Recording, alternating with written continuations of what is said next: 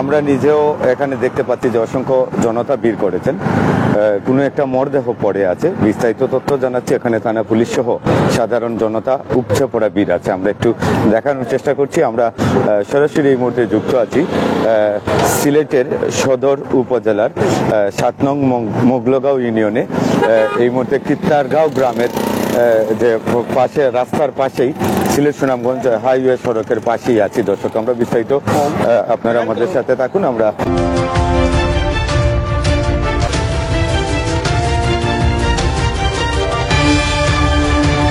দেখানোর চেষ্টা করছি। দর্শক, অনেক মানুষজন আছেন, তারা ভিড় করেছেন। আমরা বিস্তারিত তথ্য আপনাদেরকে জানাচ্ছি।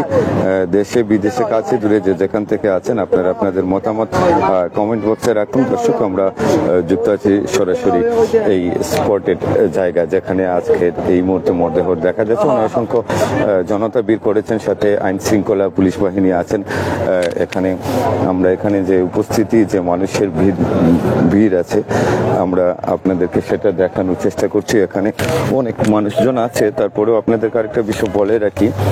এই যে একজন যুবক আমরা শুনতে পাচ্ছিলাম, ঘটনা কতটুকু কি কারণে তিনি পড়ে আছেন সেটা আসলে কারো জানা নেই। একটি জুপুরির মধ্যে, যে সিলেট সুনামগঞ্জ হাইওয়ে রোডে কিত্তারগাঁও গ্রামের যে মহাসড়কেই, সিলেটের মহাসড়কে 7 নং মোগলগাঁও ইউনিয়ন, সেখানটায় আছে এই মরদেহ।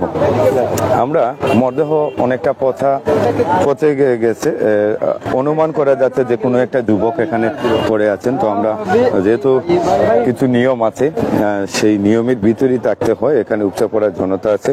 আমরা দূর থেকে এই মরদেহর যে হালকা পাতলা করে আপনাদেরকে সেটা দেখানোর চেষ্টা করব। দর্শক, অনেক মানুষের ভিড় সহ আমরা বিস্তারিত তথ্য জানাচ্ছি।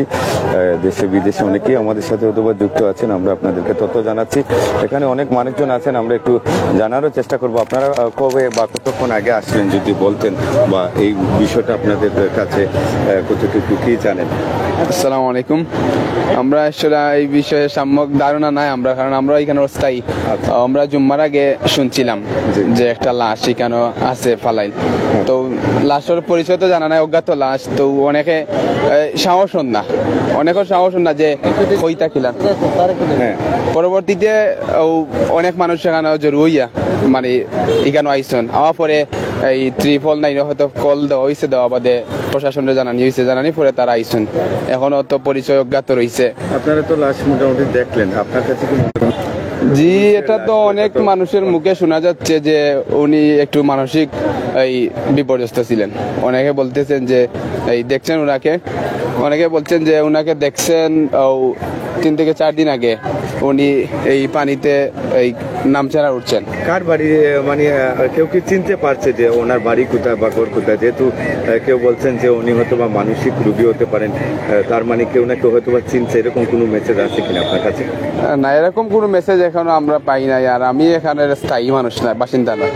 আমিও অস্থায়ী। তো আমি আমিও শুনেছি, যতটুকু শুনেছি এই ঘন্টাখানি আগে অনেকের মুখ থেকে শুনেছি যে উনার বাড়ি সম্ভবত সুনামগঞ্জের হবে।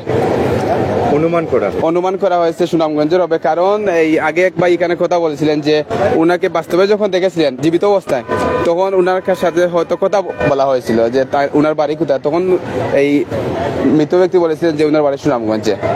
আচ্ছা, ঠিক আছে। এখন হয়তো বাদ বাকি আল্লাহু আলাম। আমার নাম জিয়াউর রহমান।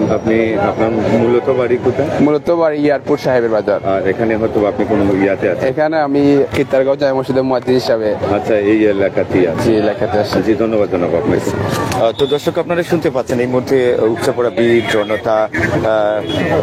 লাশের পচে যাওয়া লাশের অনেকটা দুর্গন্ধ হয়, সেই দুর্গন্ধই বের হচ্ছে, যেহেতু একজন মানুষের মৃত্যু হয়েছে এবং তার লাশ পড়ে আছে। আসলে কারো জানা নেই, আমরা পুরো তথ্যটা দেওয়ার চেষ্টা করবো। এখানে পুলিশ ইনভেস্টিগেশনে থানা পুলিশ এখানে এসেছেন, আইন শৃঙ্খলা বাহিনী, তাদের সাথেও আমরা যুক্ত হওয়ার চেষ্টা করব। অনেক লোকজন আছেন, তারা আসলে এই বিষয়গুলো দেখছেন।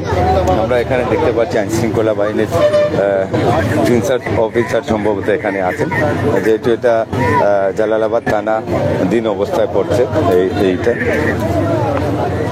জালালাবাদ থানায়, তো জালালাবাদ পুলিশ ইনভেস্টিগেশনে আসছেন, বিষয়টা তারা আসলে খতিয়ে দেখবেন। এমনও হতে পারে দর্শক, যেখানে যেহেতু মহাসড়কের পাশে রোড অ্যাক্সিডেন্ট হওয়ার সম্ভাবনা থাকতে পারে, আবার কেউ যদি পরিকল্পিতভাবে কোনো অঘটন করে থাকে সেটাও আল্লাহই ভালো জানে, এবং যারা সাধারণ আছেন জনগণ তারা আসলে মূল বিষয়টা কেউই সবাই শুনে শুনে আসছেন। যেহেতু মানুষ মারা গেলে যা হয়, পচা দুর্গন্ধ হয় এবং লাশ পড়ে থাকা অবস্থায়, পরিত্যক্ত থাকা অবস্থায় হয়তো বা কারো না কারো নজরে আসছে।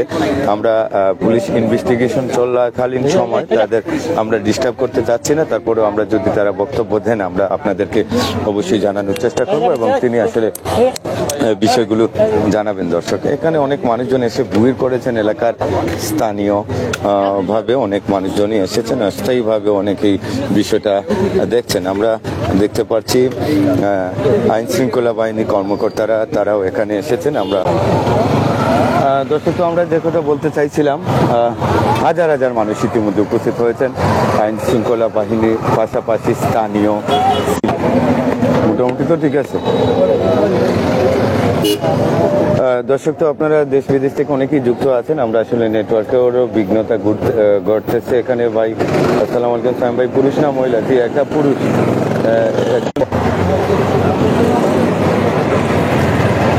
দর্শক, তো একজন যুবকের লাশই পড়ে আছে, সবাই তার পরিচয় পাওয়ার স্বার্থে শেয়ারটা দিবেন, অন্যজনকে দেখার সুযোগ করে দেবেন।